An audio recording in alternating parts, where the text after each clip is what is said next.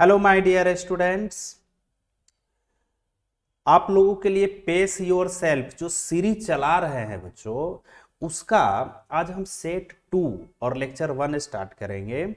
ठीक है, जिसमें क्वेश्चन नंबर 1 से लेकर के 16 तक डिस्कशन कराया जाएगा।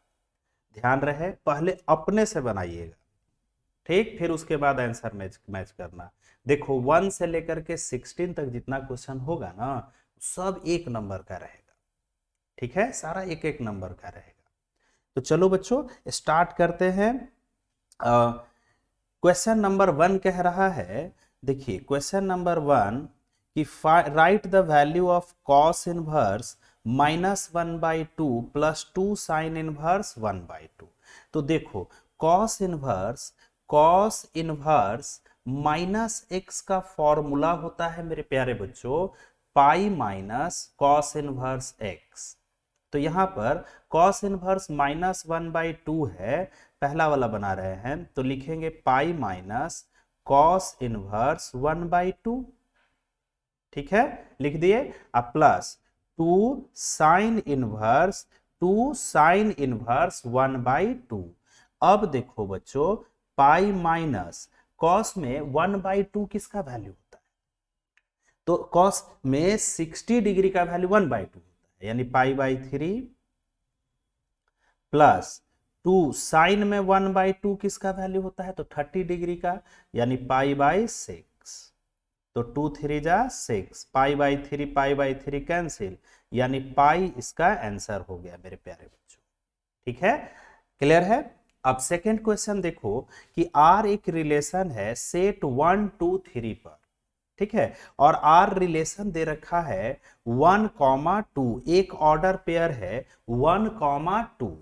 ठीक है बच्चों, तो हमें पता लगाना है कि ये किस टाइप का रिलेशन है। तो देखिए, तो रिफ्लेक्सिव तो होगा नहीं। रिफ्लेक्सिव क्या कहता है कि all elements are self related, यानी 1 1 2 2 3 3 होना चाहिए, नहीं है। सिमेट्री क्या कहता है कि अगर 1 2 है तो 2 1 होना चाहिए, नहीं है। ट्रांजिटिव है कि नहीं? तो बच्चों ये ट्रांजिटिव है। सेकेंड डेफिनेशन, ट्रांजिटिव का पहला डेफिनेशन क्या पढ़ाए थे? देखिए, ए रिलेटेड है बी से, अच्छा बी रिलेटेड है सी से, तो ए रिलेटेड होना चाहिए सी से। अगर अगर अगर बी रिलेटेड है, देखो ए रिलेटेड है बी से, अब बी रिलेटेड है सी से, यानी ये बी मीडिएटर का काम कर गया, तब ए और सी में रिलेशन होना जरूरी है, एकदम मस्ट है। लेकिन अगर ए रिलेटेड है बी से और बी किसी दूसरे एलिमेंट से रिलेटेड नहीं है बच्चों, तब ये ट्रांजिटिव हो गया। तो यहां देखो तो 1 रिलेटेड है 2 से, लेकिन 2 तो किसी दूसरे से रिलेटेड नहीं है, यानी यह रिलेशन ट्रांजिटिव है। ठीक है, तो इस टाइप का मान लो अगर ऐसे लिखा रहेगा r = 2,3, तो ये कौन सा रिलेशन है? ट्रांजिटिव रिलेशन है। ठीक है, अब आ जाइए थर्ड क्वेश्चन। एक मैट्रिक्स हमको 3x3 ऑर्डर का कंस्ट्रक्ट करना है, जिसका एलिमेंट्स ए आई जे का वैल्यू दे रखा है मोड ऑफ i-j/2। तो 3x3 ऑर्डर का मान लो कि ए एक मैट्रिक्स होगा। 3x3 ऑर्डर का हम कैसे लिखेंगे? तो A11 first row first column, A12 A13, ठीक है, फिर A21 A22 A23, ये आपका सेकेंड रो का हो गया, सेकेंड रो फर्स्ट कॉलम। अच्छा, इसका एड्रेस क्या होगा? तो देखो ये थर्ड रो में है, first second third, third row first column, third row second column, third row third column. ठीक है बच्चों, अब देखिए एलिमेंट्स का एक फॉर्मूला यहां दिया हुआ है, a i j equal to mod of i-j/2। ठीक है, अब इस फॉर्मूला में ये A11, देखो A11 का वैल्यू निकालते हैं, तो ये क्या कहता है कि i के जगह 1 रखना है और j के जगह भी 1, तो 1 - 1/2, तो ये तो 0 हो गया, 0/2 यानी 0। A11 के जगह पर 0 रख देंगे। इसी तरह A12 का वैल्यू निकालते हैं, A12, तो ये क्या कहता है कि i का वैल्यू 1 हो गया और j का वैल्यू 2 हो गया, तो 1 - 2/2, तो 1 माइनस 2 माइनस 1, मोड लगा हुआ है तो प्लस 1 यानी 1/2। यहां पर a12 के जगह पर 1/2 रखोगे। इसी तरह बच्चों a13, a21, a22 ये सब का वैल्यू निकाल करके यहां रख देंगे तो हमको 3/3 ऑर्डर का मैट्रिक्स बन जाएगा। क्लियर है बच्चों? बिल्कुल क्लियर है। अब आ जाइए, नेक्स्ट प्रॉब्लम है ए इज ए स्क्वायर मैट्रिक्स। ए क्या है? स्क्वायर मैट्रिक्स है। इस तरह से है कि ए स्क्वायर इक्वल टू है आई। आई क्या है? तो आइडेंटिटी मैट्रिक्स है। तो कह रहा है कि ए माइनस आई का whole cube plus A plus i का होल क्यूब माइनस 7a, इसका क्या वैल्यू होगा? ठीक है, तो देख लो जरा, कुछ हम लोग बेसिक देख लेते हैं। देखो, ए मैट्रिक्स को आई से मल्टीप्लाई करोगे या फिर आई को ए से मल्टीप्लाई करोगे, ए ही रहेगा। ठीक है, क्लियर है? अच्छा, आई का स्क्वायर कीजिएगा तो आई ही आएगा। तो चलो बच्चों क्वेश्चन नंबर 4 बनाते हैं। यहां देखिए a माइनस आई का होल क्यूब है तो इसको आप a माइनस बी का होल क्यूब पर नहीं बैठा सकते हैं, समझे? इसको देखो कैसे बनाएंगे। यहां a माइनस आई का whole cube plus a plus i का होल क्यूब है ना, अब माइनस 7a। चलो बच्चों इसको लिखो a minus i into a minus i into a minus i, ऐसे लिख देंगे। ठीक है, ये आप ये गलत सोच रहे हैं। मैट्रिक्स जो है इसमें ए प्लस बी का होल क्यूब, ए प्लस बी का होल स्क्वायर, ये नहीं अप्लाई करना है। फिर यहां पर ए प्लस आई इंटू ए प्लस आई इंटू ए प्लस आई माइनस 7a। चलो प्रोडक्ट करते हैं। तो a को मेरे प्यारे बच्चों a को a से मल्टीप्लाई करोगे तो a स्क्वायर होगा और a स्क्वायर का वैल्यू i है तो i लिख दिए। a इंटू आई तो a लिखाएगा, a इंटू आई बराबर क्या होता है? a। तो a को माइनस आई से यानी माइनस a, फिर माइनस आई को a से यानी minus a, minus minus plus i square, i को आई से, आई स्क्वायर का वैल्यू आई। ठीक है, into a minus I plus उसी तरह यहां ए को ए से, ए स्क्वायर का वैल्यू आई है, फिर ए को आई से यानी ए, आई को ए से यानी ए, आई स्क्वायर यानी आई इंटू ए प्लस आई माइनस 7a। ठीक है मेरे प्यारे बच्चों। चलो अब देखो यहां i और i 2i हो गया, अब माइनस 2a तो 2 कॉमन ले लेते हैं तो यहां हो गया i minus a into a minus I plus यहां देखो i और i 2i और 2a 2 कॉमन ले लेते हैं तो हो गया i plus a into A plus I minus 7a। चलो बच्चों अब मल्टीप्लाई करो। देखो i को a से तो a को माइनस आई से तो माइनस a, फिर minus a square, a square का वैल्यू i है तो माइनस i हो जाएगा। ठीक, अब माइनस माइनस प्लस, देखो i को a से तो आई स्क्वायर है, देखो i इंटू आई स्क्वायर होगा। देखो यहां पर थोड़ा सा सुधार कर दो, आई इंटू आई स्क्वायर का वैल्यू आई। ठीक, माइनस ए को ए से तो माइनस ए स्क्वायर का वैल्यू आई है और माइनस माइनस प्लस ए को आई से तो ए हो गया प्लस, फिर इसी तरह इधर भी मल्टीप्लाई करो, आई को ए से तो आई इंटू ए यानी ए, आई को आई से आई स्क्वायर यानी आई, ए को ए से ए स्क्वायर का वैल्यू आई है तो यानी आई लिख देते हैं।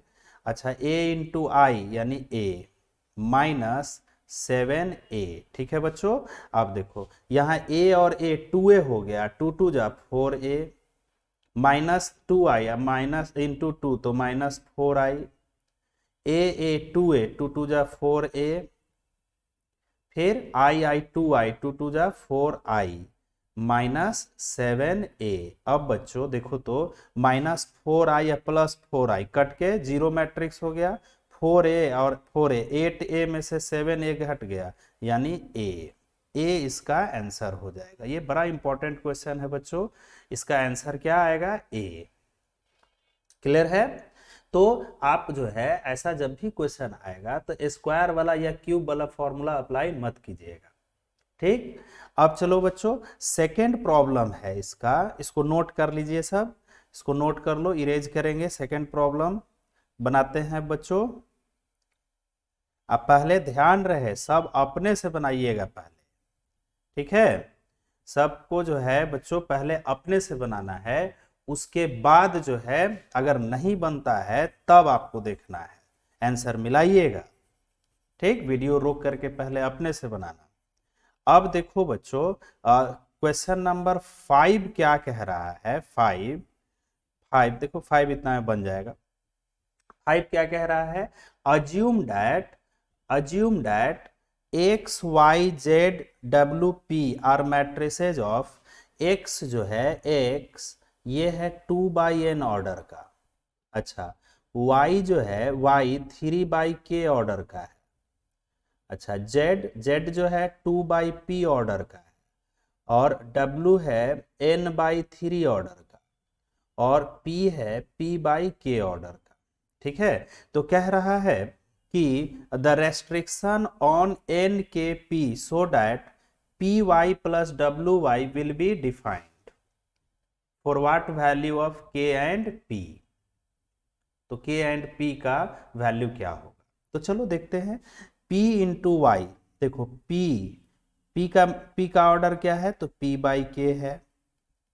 अच्छा y का ऑर्डर क्या है? तो 3/k है, प्लस w है यहाँ, तो w का ऑर्डर है n/3। अच्छा y का ऑर्डर है मेरे प्यारे बच्चों 3/k। अब आपको पता है कि a इंटू बी कब डिफाइंड होता है? तो पहले वाले का कॉलम और बाद वाले का रो इक्वल होता है। तो यहाँ देखो तो p मैट्रिक्स का कॉलम k है और y का रो है 3, यानी k का वैल्यू 3 होगा, k का वैल्यू 3 होगा। चलो k का वैल्यू 3 मिल गया। तो यहाँ पर p इंटू वाई जो प्रोडक्ट हो जाएगा तो उस रिजल्ट का ऑर्डर क्या होगा? तो ये k और 3 अब नहीं लिखाएगा, यहां से p लिखाएगा, p across k, p/k order होगा, प्लस अच्छा यहां देखो कॉलम और रो इक्वल है तो w इंटू वाई जो रिजल्ट होगा मेरे प्यारे बच्चों उसका ऑर्डर होगा n/k, ठीक है। अब देखो यहां बीच में एडिशन है, तो एडिशन सब्सट्रैक्शन तभी होता है जब ऑर्डर इक्वल हो, यानी ये p/k इक्वल होगा किसके? n/k के। तो k तो इक्वल है ही, यानी p का वैल्यू किसके इक्वल होगा? n के। k और k तो इक्वल है ही, तो p का वैल्यू किसके इक्वल होगा? n के। एडिशन सब्सट्रैक्शन में बच्चों ऑर्डर इक्वल होना चाहिए, ठीक है। तो यह हमारा आंसर आ गया कि k का वैल्यू 3 और p का वैल्यू n, यही हम लोगों का आंसर आ गया, ठीक है बच्चों। अब देखो नेक्स्ट प्रॉब्लम है, कह रहा है कि p ऑफ a दिया हुआ है 4/5, p of a intersection b है 7/10, तो कह रहा है कि फाइंड p ऑफ b/a। तो p ऑफ b/a मेरे प्यारे बच्चों देखो इसका फॉर्मूला क्या होता है? तो p of b intersection a upon p of a। अच्छा p of b intersection a कहो चाहे a इंटरसेक्शन b कहो, बात बराबर है। तो इसका वैल्यू दे रखा है 7/10, रख दिए। अच्छा p ऑफ a का है 4/5, तो 5 2 जा 10, अब 4 2 जा 8 यानी 7/8, ये इसका आंसर हो गया। क्लियर है बच्चों? बिल्कुल क्लियर है। अब आ जाइए नेक्स्ट प्रॉब्लम है, देखिए ये प्रोबेबिलिटी डिस्ट्रीब्यूशन का है, x रैंडम वेरिएबल का सबका वैल्यू दिया हुआ है, तो कह रहा है कि k का क्या वैल्यू होगा? तो देखो k का वैल्यू ये जितना जो आप देख रहे हैं p ऑफ x, इन सबका सम 1 होता है बच्चों, समझे? ये जितना प्रोबेबिलिटी है सबका सम क्या होगा? 1 होगा। तो 0 plus k 2k 3k 5k 8k और k 9k। अच्छा यहां 7 2 9 और 10k square, 10k² plus 9k equal to 1, यानी 10k² प्लस 9k, और 1 इधर आ जाएगा -1। इसको तो अब आप लोग सॉल्व कर लोगे। k का वैल्यू देखो 2 गो आएगा, मान लो एगो निगेटिव आ गया तो उसको नहीं लेना, समझे, पॉजिटिव लेना है। यहां से अब आप लोग सॉल्व कर लोगे। अब चलो नेक्स्ट प्रॉब्लम है बच्चों, कह रहा है question number 9, find the solution of differential equation. इस डिफरेंशियल इक्वेशन का सॉल्यूशन करो। तो देखो कैसे करेंगे, यहाँ x इंटू डी वाई, ये -y dx को उधर भेज दो तो हो जाएगा +y dx। अब यहां से बच्चों वेरिएबल को सेपरेट करते हैं, वेरिएबल को सेपरेट करते हैं बच्चों। देखो y को dy के नीचे ले आओ तो dy अपॉन y, इधर आ जाएगा dx अपॉन x। अब यहां से इंटीग्रेशन लगाइए तो 1/y का हो गया log mod y equal to 1/x का log mod x। ठीक है बच्चों, अब प्लस c। अब इसको सॉल्व करना है तो log mod x इधर आ जाएगा लेफ्ट साइड, तो इसको हम लिख सकते हैं log mod y minus log mod x equal to c। अब बच्चों देखो log m minus log n पर बैठा हुआ है, इसका फॉर्मूला होता है log m बाई n, तो log mod of y by x हो गया इक्वल टू c। अब यहां से देखो यहाँ कुछ बेस नहीं है log का, तो यहाँ पर बेस है e, तो जब log हटाओगे ना तो mod of y by x equal to हो जाएगा e to the power c। देखो यहां से ये log हटाओगे तो ये e इधर आ जाएगा, यानी e का पावर c। तो इस तरह से mod of y equal to mod of x into e का पावर c, ये इसका आंसर हो गया। क्लियर है? या फिर इसको और भी आगे बढ़ा सकते हो। देखो यहां से mod हटाओगे तो y by x equal to plus minus e to the power c होगा, और ये जो है एक कांस्टेंट है, plus minus e to the power c जो है ये एक कांस्टेंट हो गया, तो हम उसके जगह पर c1 रख देते हैं, यानी y का वैल्यू हो गया x इंटू c1। ये इसका आंसर हो गया मेरे प्यारे बच्चों। क्लियर है? क्लियर है? वेरिएबल सेपरेशन कर दिए, इंटीग्रेशन लगा दिए, यहां से log हटाए ना तो mod of y by x का वैल्यू हो गया e का पावर c। ठीक, अब मोड हटाए तो प्लस माइनस e का पावर c, ये कांस्टेंट हो गया, इसके जगह हम c1 रख दिए, तो y का वैल्यू हो गया x इंटू c1। ठीक, अब चलो अब नेक्स्ट प्रॉब्लम है, इसको इरेज करते हैं बच्चों, नोट कर लीजिए सब अच्छे से। अब देखो नेक्स्ट प्रॉब्लम है मेरे प्यारे बच्चों, नेक्स्ट प्रॉब्लम है, देखिए वेक्टर का है ये प्रॉब्लम।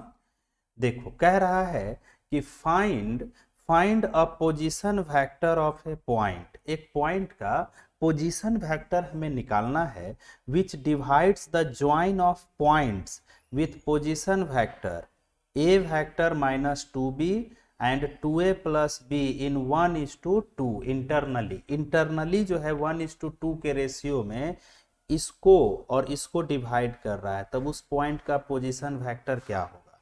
तो देखना r वेक्टर इक्वल टू, मान लो कि उस पॉइंट का पोजीशन वेक्टर r वेक्टर है, तो हमेशा देखो यह ध्यान में रखना, ये जो पहला वेक्टर है दूसरे नंबर से मल्टीप्लाई करेगा। ठीक है, पहला वेक्टर दूसरे नंबर से मल्टीप्लाई करेगा और दूसरा वेक्टर पहले नंबर से मल्टीप्लाई करेगा। समझे? यानी देखो 1 मल्टीप्लाई करेगा, पहला नंबर है फर्स्ट नंबर 1:2, तो ऐसे याद रख लेना, फर्स्ट नंबर सेकेंड वेक्टर से, यानी 1 इंटू 2a प्लस b। अच्छा, दूसरा नंबर यानी 2 जो है मल्टीप्लाई करेगा पहले वाले वेक्टर से, a minus 2b upon m plus n, यानी 1 प्लस 2। तो ये हो गया उस पॉइंट का position vector, 2a vector 2a vector 4a vector. अच्छा, यहाँ b माइनस 4b तो माइनस 3b अपॉन 3। ठीक है, तो इसको हम लिख देंगे 4/3 इंटू ए वेक्टर, और 3 3 कट गया माइनस b वेक्टर। ये इसका आंसर हो गया। क्लियर है बच्चों? तो ध्यान रखना, हमेशा पहला नंबर दूसरे वेक्टर से और दूसरा नंबर पहले वेक्टर से मल्टीप्लाई करेगा। अगर एक्सटर्नली कहता तो बीच में यहां माइनस लगा देते। ठीक, चलो अब नेक्स्ट प्रॉब्लम देखते हैं मेरे प्यारे बच्चों। कह रहा है कि find the direction cosine of the line joining the point 1 2 3 and 0 to 6। इन दोनों पॉइंट को जो ज्वाइन करेगा तो एक लाइन बनाएगा, उसका डायरेक्शन कोसाइन निकालना है। तो पहले मान लो कि ये ए पॉइंट है और ये है बी पॉइंट, तो डायरेक्शन रेशियो जरा निकालिए। Direction ratio of A B, ठीक है, direction ratio of A B. तो बी में से ए को माइनस करना, बी में से, लास्ट में बी लिखा हुआ है, बी में से ए को माइनस करेंगे, बी में से ए को। तो 0 -1 तो -1, 2 -2 यानी 0, 6 -3 यानी 3। अब इसका मैग्नीट्यूड निकालोगे, ये ए बी का मैग्नीट्यूड, तो रूट अंडर -1 का स्क्वायर 1, 0 का स्क्वायर 0, 3 का स्क्वायर 9 यानी रूट अंडर 10। अब इस मैग्नीट्यूड से बच्चों हम डिवाइड कर देंगे डायरेक्शन रेशियो में, तो हो जाएगा डायरेक्शन कोसाइन, यानी -1/√10, फिर 0 में डिवाइड करोगे तो 0 और 3/√10। यही आंसर हो गया। ठीक है, अब देखो ये क्लियर है। डायरेक्शन रेशियो कैसे निकालेंगे, ए बी का, तो बी में से ए को घटाना। अब बी ए अगर रहेगा तो ए में से बी को घटाएंगे, फाइनल माइनस इनिशियल करेंगे। ठीक, अब मैग्नीट्यूड से डिवाइड कर देंगे तो डायरेक्शन कोसाइन बन जाएगा। अच्छा, यूनिट वेक्टर लिखना होगा तब देखो इसमें जो है, इसमें आई जे के लगा देंगे, ऐड कर देंगे तो यूनिट वेक्टर में बदल जाएगा। अब देखिए क्वेश्चन नंबर 11 कह रहा है कि find the equation of line in vector form. Vector form में एक लाइन का इक्वेशन निकालना है जो पास कर रहा है -2, 4, 6 से and parallel to the line. इस लाइन के पैरेलल है, इस लाइन के पैरेलल है बच्चों। तो बताइए लाइन का इक्वेशन के लिए आपको क्या चाहिए?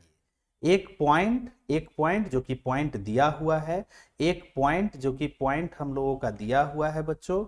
ठीक, एक पॉइंट चाहिए और एक पॉइंट चाहिए और एक पैरेलल लाइन, तो पैरेलल लाइन भी दिया हुआ है। लेकिन पैरेलल लाइन देखिए ये जरा स्टैंडर्ड फॉर्म में नहीं है, यहाँ z = 3 है। तो देखो जब ऐसा दिया रहेगा ना तो आप क्या कीजिएगा, x - 4/3 = y - 5/2 = अब कॉमा हटा के = दे देंगे, 3 इधर आ जाएगा तो z - 3 और नीचे 0 लिखाएगा। ये ध्यान में रखना, z 3 इधर आ गया तो z - 3 या नीचे 0।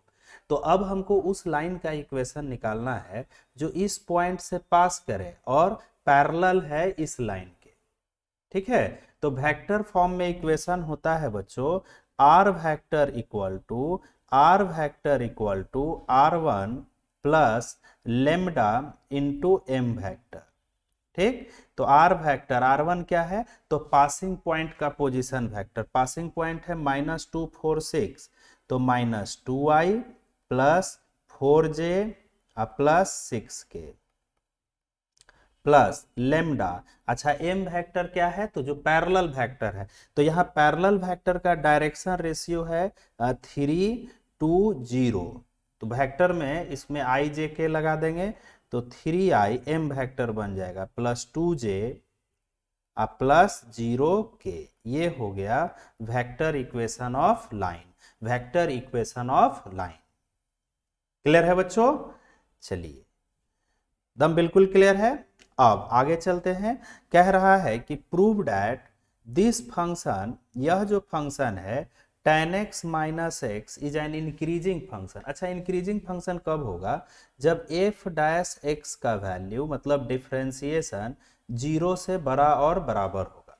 तो चलिए देखते हैं, तो इसका 12 का हम डिफरेंशिएशन करते हैं, differentiate with respect to x। Differentiate with respect to x, तो f dash x tan x का हो जाएगा सेक स्क्वायर एक्स और x का डिफरेंशिएशन 1। अच्छा, सेक स्क्वायर एक्स माइनस 1 होता है tan स्क्वायर एक्स, तो देखिए एफ डैश एक्स का वैल्यू आ गया tan स्क्वायर एक्स, और tan स्क्वायर एक्स जो है ये स्क्वायर है तो ऑलवेज जीरो से बड़ा और बराबर होगा, इसका मतलब कि यह फंक्शन क्या है, इंक्रीजिंग फंक्शन है। क्लियर है बच्चों। अब देखिए क्वेश्चन नंबर 13 कह रहा है इंटीग्रेशन इसका निकालना है मेरे प्यारे बच्चों। तो देखो e का पावर x हम क्या करते हैं, टू में डिवाइड सेपरेट डिवीजन कर दो, तो 2 1 प्लस कॉस 2x का फॉर्मूला होता है 2 cos square x plus sign 2x का 2 sine x into cos x, 2 sine x into cos x, और 1 प्लस कॉस 2x हो गया 2 कॉस स्क्वायर एक्स। ठीक है बच्चों, चलो 2 से 2 कट गया, ये भी 2 कट गया, तो e का power x 1 by cos square x ये हो जाएगा सेक स्क्वायर एक्स प्लस एक cos cancel sign by cos tan x. अब देखिए तो यहां पर tan x f हो गया और इसी का यहां डिफरेंशिएशन दिया हुआ है, तो इसका आंसर क्या आता है, e का पावर x इंटू वह फंक्शन जिसका डिफरेंशिएशन दिया हुआ है, जिसका डिफरेंशिएशन दिया हुआ है तो किसका दिया है, tan x का, तो e to the power x into tan x plus c, यही आंसर हो गया मेरे प्यारे बच्चों। क्लियर है। इस टाइप का प्रॉब्लम बड़ा इंपॉर्टेंट है, एक क्वेश्चन तो आएगा ही आएगा, सीख लीजिए कैसे बनता है, पहले भी पढ़ाए हैं। अब चलिए नेक्स्ट प्रॉब्लम है मेरे प्यारे बच्चों, नेक्स्ट प्रॉब्लम है, कह रहा है कि A speaks the truth 75% of cases. A जो है ना, ए 75% सच बोलता है, बी 80%, तो इसका मतलब 20% बी झूठ बोलता है और ए 25% झूठ बोलता है। तो in what percentage of cases they likely contradict each other, कितना परसेंट चांसेज है कि दोनों एक दूसरे को कॉन्ट्राडिक्ट करेगा। कॉन्ट्राडिक्ट कब होगा, कॉन्ट्राडिक्ट मतलब लड़ाई झगड़ा कब होगा, तो अगर ए सच बोलेगा तो बी उस समय झूठ बोलेगा, अगर बी सच बोलेगा तो ए झूठ बोलेगा। ठीक है, तो देखिए तो यहां 14 बना रहे हैं, 14 प्रोबेबिलिटी ऑफ ए सच बोल रहा है, इसका है 75%, यानी 75/100, तो ये हो जाएगा 3/4। अच्छा, ए झूठ बोलेगा तो ए नॉट निकाल लो, 1 माइनस 3/4 यानी 1/4। ए और बी ही इवेंट से हम डिनोट कर दिए हैं, ए नॉट कैसे निकालोगे, तो 1 में से 3/4 को माइनस कर दिए तो 1/4 आ गया। अब प्रोबेबिलिटी ऑफ बी तो 80% है ना बच्चों, 80%, तो ये हो गया 4 टाइम्स में कट गया ये 5 यानी 4/5, तो प्रोबेबिलिटी ऑफ बी नॉट हो जाएगा मेरे प्यारे बच्चों, 1 में से 4/5 घटाओगे तो 1/5। अब ये जो है एक दूसरे को कॉन्ट्राडिक्ट करेगा, यानी अगर प्रोबेबिलिटी ऑफ ए अगर सच बोलेगा तो बी झूठ बोलेगा। देखो यहां कॉन्ट्राडिक्शन होगा, अपने ही में सोचो ना, कब कॉन्ट्राडिक्शन होता है, हम सच बोले मेरा दोस्त जो है झूठ बोला, तो वहां पर कॉन्ट्राडिक्शन हो जाएगा। तो ए सच बोलेगा और बी झूठ बोलेगा, ये भी हो सकता है, ये भी हो सकता है कि बी अगर सच बोले तो ए झूठ बोलेगा। ठीक है, चलिए अब ये इंडिपेंडेंट है तो सब P of A multiply rule को फॉलो करेगा, into P of not B plus P of B into P of not A. अब देखो मेरे प्यारे बच्चों, P ऑफ ए का वैल्यू है 3/4, P ऑफ नॉट बी का वैल्यू है 1/5 प्लस P ऑफ बी है 4/5 और नॉट ए है 1/4, तो यहां हो गया 7/20। अब लेकिन इसको हमको परसेंटेज में बदलना है, 7/20 तो प्रोबेबिलिटी आ गया परसेंटेज में, तो 7/20 को हम 100 से मल्टीप्लाई कर देंगे तो 35% चांसेस है कि वो दोनों एक दूसरे को कॉन्ट्राडिक्ट करेंगे। क्लियर है बच्चों? अब देखिए क्लियर है। अच्छा, अगर एग्री करते, एग्री ईच अदर, दोनों एक दूसरे से सहमत रहते, तब वहां क्या होता? देखो एग्री वाले में क्या होता, एग्री वाले में कि अगर ए सच बोल रहा है तो बी भी सच बोलेगा, और अगर ए झूठ बोल रहा है तो बी भी झूठ बोलेगा। ठीक है, ए अगर सच बोल रहा है तो बी भी सच बोलेगा, और ए अगर झूठ बोल रहा है तो बी भी झूठ बोलेगा। वहां उस कंडीशन में agree with the same fact, किसी फैक्ट पर दोनों एग्री हो जाएंगे। क्लियर है? चलिए, अब 15 कह रहा है बच्चों इसका डिफरेंशिएशन निकालना है, तो y equal to sine inverse, देखो 2 का पावर x प्लस 1 को इसको हम लिख सकते हैं 2 इंटू 2 का पावर x अपॉन 1 प्लस 4 का पावर x को लिख दिए 2 का पावर x का होल स्क्वायर। अब यहां हम पुट कर देते हैं 2 का पावर x के जगह पर tan थीटा,